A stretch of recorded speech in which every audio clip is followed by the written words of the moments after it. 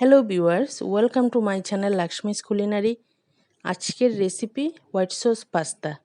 খুব সহজেই তৈরি করতে পারেন এই ভীষণ মজার হোয়াইট সস পাস্তা।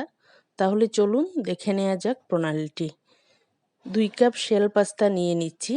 আমি শেল পাস্তা নিয়েছি, আপনারা পেনি পাস্তা, স্প্রিং পাস্তা অথবা অন্য যে কোনো পাস্তা নিতে পারেন। 1/2 চা চামচ লবণ যোগ করে পাস্তাগুলো সেদ্ধ করে নেব।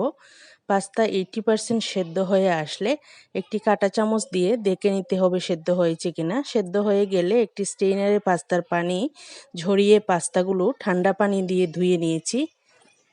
তারপর 1 টেবিল চামচ তেল যোগ করে পাস্তাতে তেল মাখিয়ে রাখবো, তাতে পাস্তাগুলো বেশ ঝরঝরে থাকবে। এবার একটি ফ্রাই প্যানে 1 টেবিল চামচ তেল যোগ করে তেল গরম হলে তাতে 1 টেবিল চামচ পরিমাণ মিহি কুচি রসুন যোগ করে নিয়েছি। এবার রসুন কিছুক্ষণ ভেজে নিয়ে সুন্দর একটি গন্ধ বের হলে তাতে যোগ করে নেব 1/2 কাপ গাজর আমি ডাইস কাট করে কেটে নিয়েছি ও 1/2 কাপ সবুজ ক্যাপসিকামও ডাইস কাট করে কেটে নিয়েছি। তারপর 1/2 চা চামচ লবণ যোগ করে গাজর ও ক্যাপসিকাম ভেজে নিতে হবে। গাজর ও ক্যাপসিকামের গায়ের পানি যখন শুকিয়ে আসবে ওই পর্যায়ে যোগ করে নেব 1/2 চা চামচ পরিমাণ গোলমরিচ গুঁড়া ও 1/4 চা চামচ চিলি ফ্লেক্স। মিনিট খানেক ভেজে নিয়ে চুলা বন্ধ করে দেব। এবার একটি প্যানে নিয়ে নিচ্ছি 2 স্লাইস আনসল্টেড বাটার, অর্থাৎ প্রায় 4 টেবিল চামচ পরিমাণ। বাটার গলে গেলে যোগ করে নিচ্ছি 1 টেবিল চামচ মিহি কুচি রসুন ভাজার সুন্দর একটি গন্ধ বের হলে ওই পর্যায়ে যোগ করে নেব 3 টেবিল চামচ ময়দা। আগুন চুলার সর্বনিম্ন আঁচে রেখে ময়দা ভেজে নিতে হবে।